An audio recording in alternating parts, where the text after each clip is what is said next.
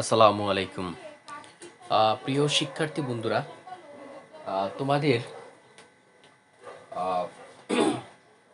Super সাজেশনে যে অঙ্কগুলো আছে, তোমরা সেই অঙ্কগুলো সবাই আসলে শঙ্কিত যে আসলে কিভাবে করব।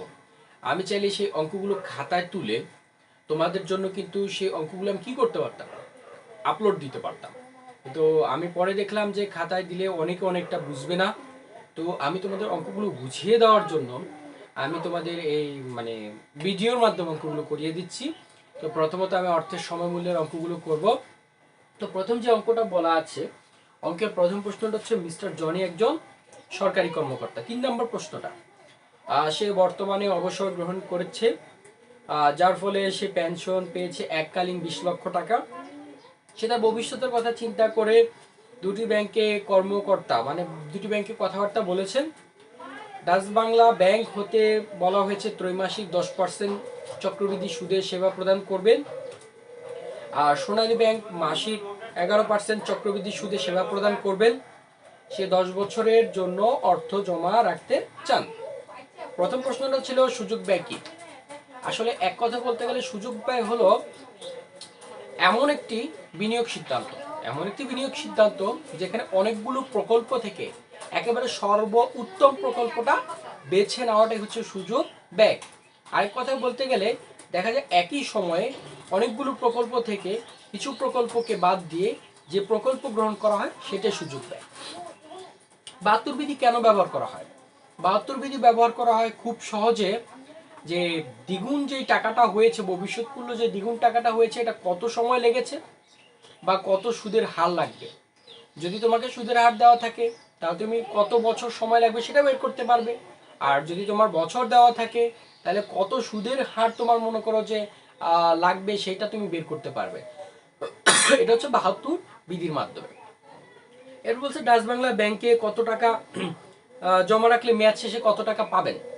ওকে, লেটস গো। এটা আমরা কিভাবে স্টার্ট করব অঙ্কের মধ্যে। তো এটা আমরা যখন স্টার্ট করব সেই ক্ষেত্রে গ নাম্বার, আমি ক খ করতেছি না, ক খ জাস্ট মুখে বলতেছি। গ গ নাম্বারে বলছে কত টাকা পাবেন। সো অনেকে আমরা মানে ধরতে পারি না যেটা ভবিষ্যৎ মূল্য না বর্তমান মূল্য। দেখো, সে কিন্তু পেনশনের টাকা পাইছে 20 লক্ষ টাকা, সে জমাতে চাচ্ছেন, তার মানে জমাতে চাইলে ভবিষ্যতে পাবেন। তার মানে এখানে আমার কি কি ভবিষ্যৎ মূল্যটা বের করতে হবে। Okay fine. ফর্মুলাটা দ্বারা F V equal PB 1+r⁴n। দেখো, তোমরা এখানে আর ইউজ করতে পারো, আই ইউজ করতে পারো, এটা তোমাদের ব্যাপার, কিন্তু যে কোনো একটা সাংকেতিক চিহ্ন ব্যবহার করলে কোনো প্রবলেম নেই। ওকে, এইটা যেহেতু আবার বলছে ডাচ বাংলা ত্রৈমাসিক, ত্রৈমাসিক মানে কি চক্রবৃদ্ধির একটা বছরে অনেকগুলো চক্রবৃদ্ধি হয়, বছরে অনেকবার সুদ দিতে হয়। সেটার ক্ষেত্রে আমাকে আরেকটা কাজ করতে হবে, আর এর নিচে এম আর এন এর সাথে এম, এই হচ্ছে ফর্মুলা। এখন ফর্মুলার মধ্যে 1 2 3 4 5 পাঁচটা জিনিস, এই পাঁচটা জিনিস থেকে আমাকে কি কি বের করতে হবে? পাঁচটা জিনিস থেকে আমাকে বের করতে হবে চারটা। যদি আমি চারটা মান বের করতে পারি তাহলে পঞ্চম যেই জিনিসটা নেই সেটার মানটা কিন্তু অটোমেটিক বের হয়ে যাবে। আচ্ছা, এখানে 20 লক্ষ টাকা, সেটা হচ্ছে কি বর্তমান মূল্য, অর্থাৎ এই 20 লক্ষ টাকা হচ্ছে পিবি 20 লক্ষ, এটা হচ্ছে 20 লক্ষ। ওকে, এরপর হচ্ছে আর, ডাচ বাংলা কত পার্সেন্ট সুদ দিবে? 10%। তার মানে 10% কত হয়? 10%কে 10% লেখা যাবে না, 10%কে অলওয়েজ পার্সেন্টেজ যা থাকবে 100 দিয়ে ভাগ দাও। তোমাদের ক্যালকুলেটর আছে না? ক্যালকুলেটর ভাগ দাও, 100 দিয়ে ভাগ দাও, দেখবা কি 0.1 আসবে, 0.1 আসবে, 0.1। দেখো, ক্যালকুলেটরে ভাগ দিলে 0.1 আসে, কিন্তু আমি যদি এমনি করি 0.10 আসে। 0.10 দিতে পারো, 0.1ও দিতে পারো, কোনো প্রবলেম নেই। কারণ হচ্ছে ক্যালকুলেটর বুঝে যে দশমিকের পর, সংখ্যার পর শূন্যের কোনো দাম নাই, তুমি দিলেও যে ভ্যালু আসবে, না দিলেও সেই ভ্যালু আসবে। 0.1-এর পর যদি 10টা শূন্য দেই তাও এটা 10%, আমি যদি শূন্য নাও দেই তাও এটা 10%। বুঝাতে পারলাম? ওকে, এখন হচ্ছে এম। এম কত? ত্রৈমাসিক। ত্রৈমাসিক মানে কি 3 মাস অন্তর অন্তর, 3 মাস অন্তর অন্তর। 3 মাস অন্তর অন্তর বলতে যেটা বোঝায় সেটা হচ্ছে যে 12 মাসে 3 মাস অন্তর অন্তর। তাহলে 12 দিয়ে 3 কে ভাগ করে দেখো, 4 আসবে। এম এর মান হচ্ছে 4, আমি একটু ভেঙেই দেখাচ্ছি। 12 ভাগ 3, 4। ওকে, এখন হচ্ছে লাস্ট যেই জিনিসটা এন। এন কত বছর? উভয় ক্ষেত্রে বছরের সংখ্যা হচ্ছে 10 বছর, 10। ওকে, আমি সবগুলো পেয়ে গেছি। এখন জাস্ট কি করব, মানগুলো বসা দিব। ওকে, পিবি হচ্ছে 20 লক্ষ। ওকে, 20 লক্ষ। তারপরে 1 প্লাস আর এর ভ্যালু হচ্ছে 0.1, এম এর ভ্যালুটা হচ্ছে কত 4, এন এর ভ্যালুটা হচ্ছে কত 10 গুণ 4। এই হচ্ছে আমার মানগুলো বসানো। এখন এখানে একটা জিনিস আছে যে জিনিসটা আমরা অনেকেই বুঝি না। যদি এই কাজটা করি 0.1 ভাগ 4, দেখা যাবে ক্যালকুলেটরে একটু ভিন্ন মান আসবে। অনেক সময় এখানে আরো কিছু থাকতে পারে, এখানে 12 থাকতে পারে। তো আমি যেটা বলি, তোমরা যেটা করবে, আরেকটা লাইন কষ্ট করে করো। 2 লক্ষ 20 লক্ষ, সরি 20 লক্ষ, তারপর এটাকে লসাগু করে দাও। 4, 4 যোগ 0, 1, 4 দশে 40। আরেকটা লাইন করো,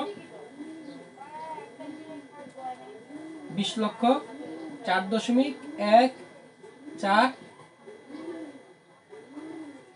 এটা 40 হবে, 40। ওকে, আমি এতটুকু সুন্দর করে করলাম। এটা লসাগু করছি, লসাগু করে এটা করছি। এখন এই পুরো মানটা ক্যালকুলেটরে দিয়ে দিব, তাহলে কিন্তু একেবারে একুরেট যে ভ্যালুটা সেটা চলে আসবে। সো আমার হাতে এখন ক্যালকুলেটর নাই, আমি কম্পিউটারে এইটা মানটা করে তোমাদের দেখাচ্ছি।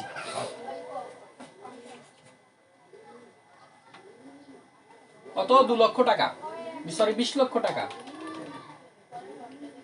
20 লক্ষ। তারপর হচ্ছে ব্র্যাকেটে 4.1,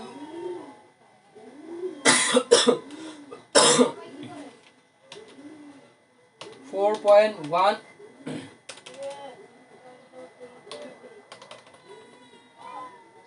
20 লক্ষ।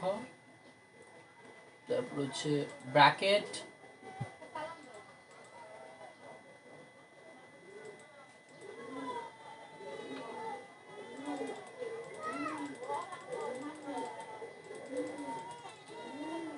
আচ্ছা, এখানে যেটা করতে হবে 4.1 ভাগ 4,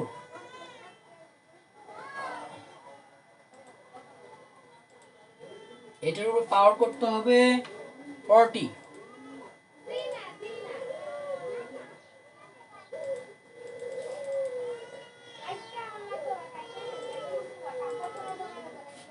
তাহলে 20 লক্ষ, 20 লক্ষ হচ্ছে ব্র্যাকেট হবে 4.1 ভাগ 4, ব্র্যাকেট পাওয়ার হবে 40। একটু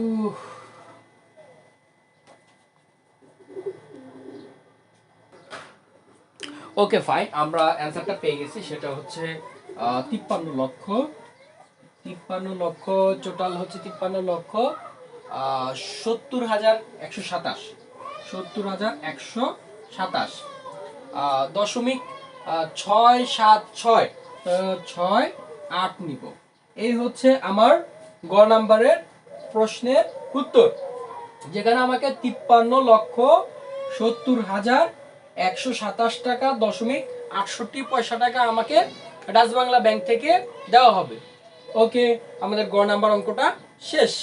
এরপর ঘ নাম্বার অঙ্কটা কি বলছে, কোন ব্যাংকে টাকা জমা রাখা মিস্টার জনির জন্য ভালো হবে।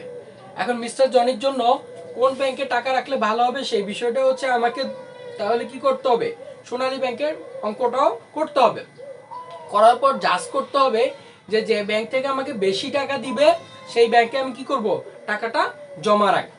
অর্থাৎ আমাকে এখন ঘ নাম্বার অঙ্কে এই প্রশ্নের যেটা সমাধান চাইছে সোনালী ব্যাংকের সেটা আগে করতে হবে। ওকে, এই প্রশ্নটা আমি মুছে ফেলতেছি।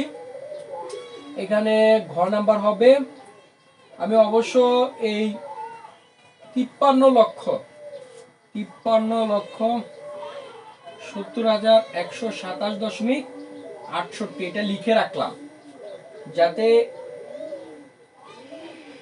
এটা পরবর্তীতে আমার লাগবে জাজ করার জন্য। ওকে, সেম সূত্রই এখানে, সেম সূত্রের মধ্যে আমাকে যেটা করতে হবে সেটা হচ্ছে এখানে পিবি, সেম পিবি, পিবি হচ্ছে 20 লক্ষ, আর হচ্ছে কত পার্সেন্ট, 11%, 11% বা 0.11।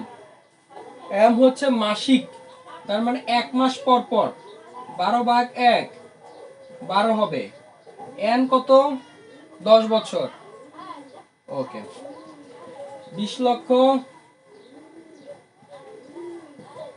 1 প্লাস আর এর ভ্যালুটা হবে 0.11, এম এর ভ্যালুটা হবে 12, এন এর ভ্যালুটা হবে 10 গুণ 12। ওকে, 20 লক্ষ লিখলাম, এখানে লসাগু করে দেই 12, 12 যোগ 0.11, আর এখানে হবে 120। ওকে, 20 লক্ষ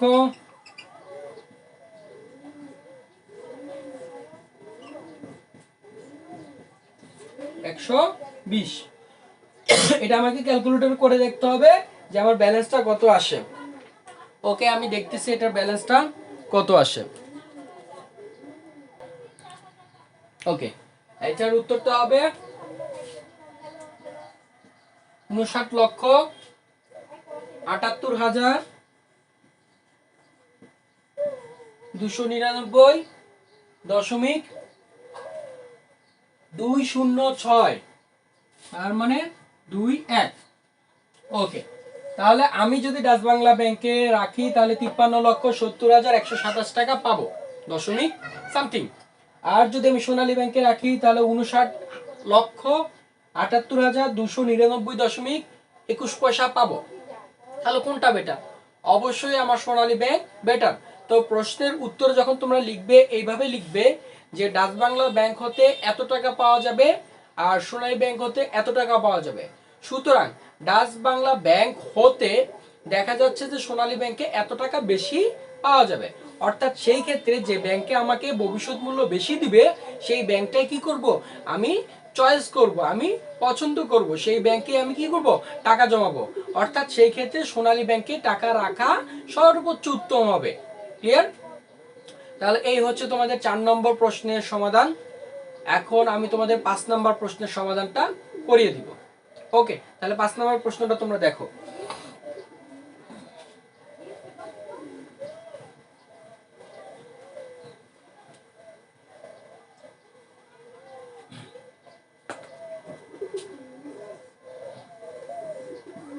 পাঁচ। ওকে, এখানে 5-এ যেটা দেখতে হবে, 5-এ যেটা বলেছে, আচ্ছা, সাপ্তাহিক চক্রবৃদ্ধি হলে এম এর মান কত? সাপ্তাহিক চক্রবৃদ্ধি হলে এম এর মান 52। ক নাম্বার বলছে? ক নাম্বার হচ্ছে সুদের হার বৃদ্ধি পেলে ভবিষ্যৎ মূল্য বৃদ্ধি বা ব্যাখ্যা করো। ইয়েস, বর্তমান মূল্য এবং ভবিষ্যৎ মূল্যের প্রধান পার্থক্য হচ্ছে সুদের হার। সুদের হার যত বাড়বে ভবিষ্যৎ মূল্য তত বাড়বে, সুদের হার যত কমবে ভবিষ্যৎ মূল্য তত কমবে। সুদের হার 0 হলে বর্তমান মূল্য আর ভবিষ্যৎ মূল্য 1 হয়, সেই ক্ষেত্রে বর্তমান মূল্য আর ভবিষ্যৎ মূল্য বলে কোনো কথাই থাকে না। অর্থাৎ সুদের হারের উপরে ডিপেন্ড করে কি, ভবিষ্যৎ মূল্য। লেখছে গ নম্বর প্রশ্ন, সে টাকা জমা রাখলে তার কত বছর লাগবে দ্বিগুণ হতে? এই যে দ্বিগুণ কথাটা আসছে, দ্বিগুণ কথাটা আসলে 72 বিধি ব্যবহার করতে হবে, 72 বিধি ব্যবহার করতে হবে। Okay fine. গ নাম্বার, সে কোথায় টাকা রাখলে, মানে ব্যাংকে টাকা রাখলে। ব্যাংকে টাকা রাখলে এই জিনিসটাই বলছে যে তোমার সেটা কি হবে, দ্বিগুণ হবে। Okay fine. সুক্ত সাহেব তার 50,000 টাকাকে দ্বিগুণ করার চিন্তা করলেন, কিন্তু তার স্ত্রীকে তাকে জমি কেনার জন্য বললেন। সে যদি জমি কিনে তাহলে 10 বছর পর দ্বিগুণ টাকা বিক্রি করতে পারবেন, কিন্তু তার টাকা দ্বিগুণ করার জন্য 14% সুদ পাবেন। 14%, মানে ব্যাংক তাকে 14% সুদ দিবে কি, দ্বিগুণ হওয়ার জন্য। তাহলে আমরা জানবো যে এই 14% পাওয়ার পরও তার কত বছর সময় লাগবে ব্যাংকে টাকাটা দ্বিগুণ হতে। অর্থাৎ এই প্রশ্নটা হবে 72 বিধি অনুযায়ী।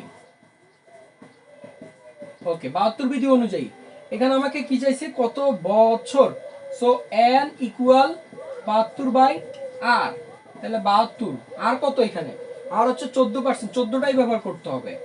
ওকে, তাহলে 72 ভাগ দিয়ে 14 করলে কত আসে, 72 ভাগ 14, 5.14,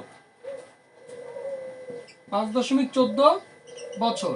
তার মানে 5 বছরে কিছুটা সময় একটু বেশি লাগবে। তার মানে তার যে 50,000 টাকা, সেটা 1 লক্ষ টাকা হতে তার 5.14 বছর সময় লাগবে, সে যদি সেটা ব্যাংকে রাখতে চায়। ওকে, এই প্রশ্নের উত্তরটা আমার শেষ।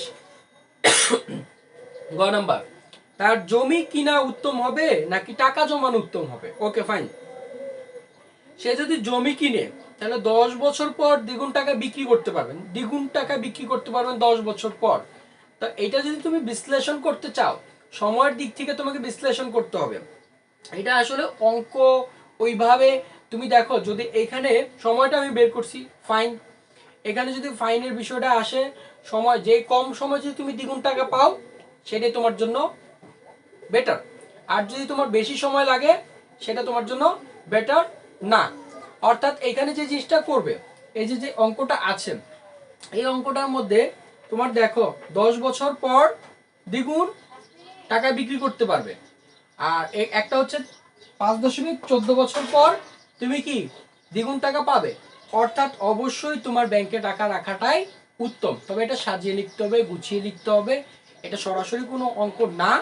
আর যদি পার্সেন্টেজের কথা বলো, পার্সেন্টেজ এখানে উত্তম না, এখানে হচ্ছে তোমাকে বছর দিয়ে তোমাকে কি করতে হবে, ব্যবধান করতে হবে, ডিফাইন করতে হবে। ওকে, এটাই হচ্ছে তোমার এই প্রশ্নর সমাধান।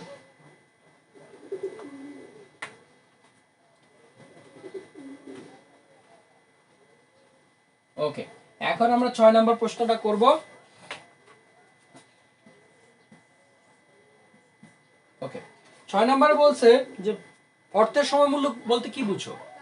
সময়ের সাথে অর্থের যে পরিবর্তন এবং সময়ের সাথে অর্থের যে সামঞ্জস্যতা রেখে সুদের হারের উপর ভিত্তি করে আজকের বর্তমান মূল্য ভবিষ্যতে যে মূল্যতে পরিণত হয় তাই অর্থের সময় মূল্য। অর্থের সময় মূল্য গুরুত্ব কি কি? বই অবশ্যই 3টা দেওয়া আছে, প্রকল্প মূল্যায়ন, তারপরে আছে সুযোগ ব্যয়, তারপর আছে সাধারণত ঋণ সিদ্ধান্ত, এই 3টা জিনিসই আছে।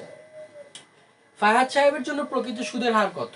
ওকে, প্রকৃত সুদের হার বের করার জন্য আমাকে সূত্রটা লিখতে হবে, ই এ আর ইকুয়াল 1+r/m, আবার হচ্ছে m-1। ওকে, এটা করার পরে এখানে অর্ধবার্ষিক চক্রবৃদ্ধি 20, তাহলে অর্ধবার্ষিক মানে m, অর্ধবার্ষিক বলতে 6 মাস পর পর, তার মানে হবে 12/6, অর্থাৎ 2, m এর মান হবে 2, আর এর ভ্যালুটা হচ্ছে 20%, অর্থাৎ বা দিয়ে 0.2। ওকে, তাহলে মানগুলো বসায় দিব, 1 প্লাস 0.2, m এর মান হচ্ছে 2, 2 মাইনাস 1, 2, 2, 0.2, 2, 1, 2.22221। এটাকে এখন ক্যালকুলেটর করে আমাকে অ্যান্সারটা বের করতে হবে। ওকে, এটা আমি ডিরেক্ট করব। এখানে কি বলছে, 2.2 ভাগ 2 ইকুয়াল 1.1 পাওয়ার স্কোয়ার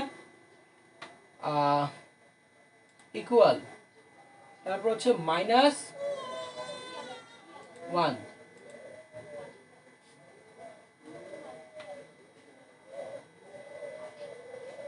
আচ্ছা ফাইন, এখানে যেটা করতে হবে 2.2 ভাগ 2 ইকুয়াল স্কোয়ার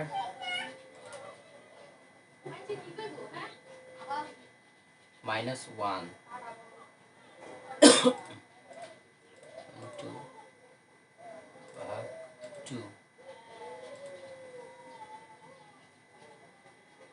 স্কোয়ার 0.21, এটা হবে 0.21, অর্থাৎ 2 কত পার্সেন্ট, এখানে 20%, এটাকে ক্যালকুলেশন করলে 21% হবে।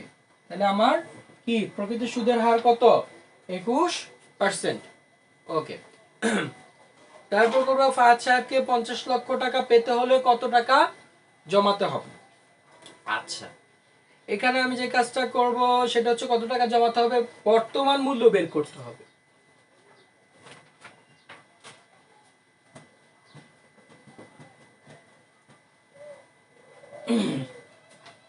আচ্ছা, বর্তমান মূল্য যদি বের করি, ক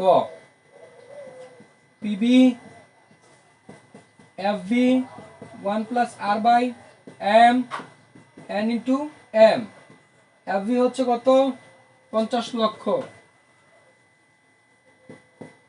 50 লক্ষ 1, আর হচ্ছে 0.2, এম হচ্ছে 2,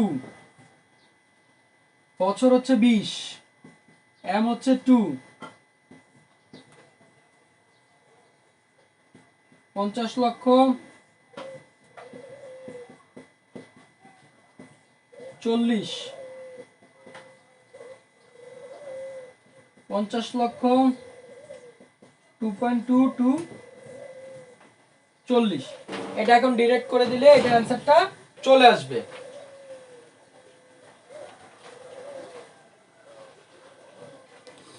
ওকে ফাইন, তাহলে কত টাকা আমার মানে বর্তমান ভ্যালু অ্যাড করতে হবে, সেটা হচ্ছে 1,10,474, 474.640, তাহলে 64, তাহলে 1,10,474.64 টাকা কি আমাকে অতীতে যদি আমি জমাতে পারি তাহলে আমি 50 লক্ষ টাকা পাবো। 1,10,474.64 ওকে, এই হচ্ছে তোমাদের অর্থের সময় মূল্যের সমাধান। এই তিনটা অঙ্কের মধ্যে কি কি পাচ্ছ তোমরা, বর্তমান মূল্য বের করতে পারবে, ভবিষ্যৎ মূল্য বের করতে পারবে, বর্তমান মূল্যের চক্রবৃদ্ধিতে বের করতে পারবে, ভবিষ্যৎ মূল্য চক্রবৃদ্ধিতে বের করতে পারবে, ইএআর বের করতে পারবে, তারপর 72 বিধির অ্যাপ্লাই আছে। অর্থাৎ এই তিনটা অঙ্ক করলে তোমাদের যে কোনো ধরনের অঙ্ক আসুক তোমরা পারবে। সো ভালো থাকো, সুস্থ থাকো, পরবর্তী ম্যাথগুলো নিয়ে আরেকটা ভিডিও ক্লিপে আসবো। আল্লাহ হাফেজ।